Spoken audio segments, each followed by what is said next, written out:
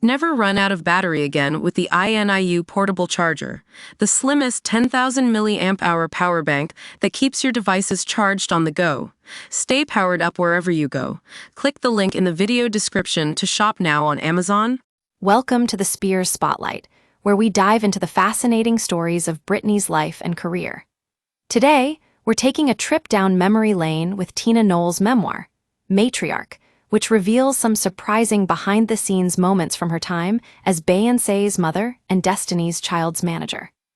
It all started when Tina took her family, including 13-year-old Beyoncé, to Disney World in Orlando, Florida, back in 2000.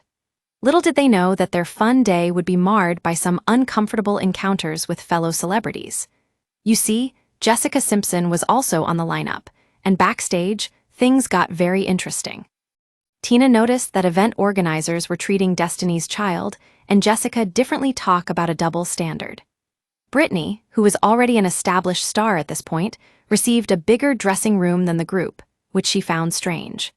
And get this, when she tried to speak with the event planners in her own voice, they responded with that signature sing-song tone we all know and love from Tootsie Roll. But what really stood out to Tina was how rigidly the event staff treated Kelly Rowland, Michelle Williams, and Farrah Franklin, essentially treating them like children. Meanwhile, Britney got a special treatment that even Jessica wasn't getting. Can you imagine being told you're trouble just because of who you are? Yeah, it's not exactly fair. And if that weren't enough, Beyoncé had a very tense moment during one of the shows. She threw a towel into the crowd and it went over great with the fans.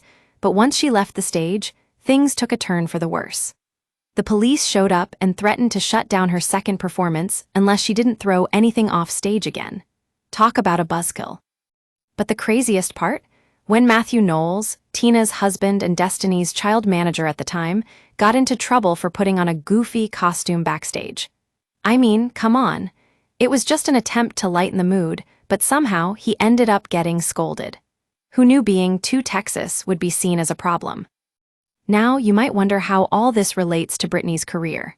Well, let me tell you, it turns out that when Sony executives were trying to limit Destiny's Child's fashion choices for their second album, The Writings on the Wall, they actually compared their style to, wait for it, Britney's. Talk about a case of copying success. The problem was that these execs thought Destiny's Child should dress more like Britney, you know, with a dash of Motown flair. But what they were really saying was that as long as Beyoncé and her crew kept wearing homemade clothes that looked too black, they'd never be as popular as pop acts like Christina Aguilera or, well, you get the idea. Now, here's where Britney comes in. When she met up with Destiny's Child backstage at one of their shows, she unknowingly validated Tina's skills as a stylist. And that was all the validation Beyoncé and her crew needed to prove themselves. That's the story behind some of the wildest moments from Destiny's Child's early days, straight from Tina Knowles' Matriarch memoir. Stay tuned for more stories from the Spears Spotlight. We'll be back with another one soon.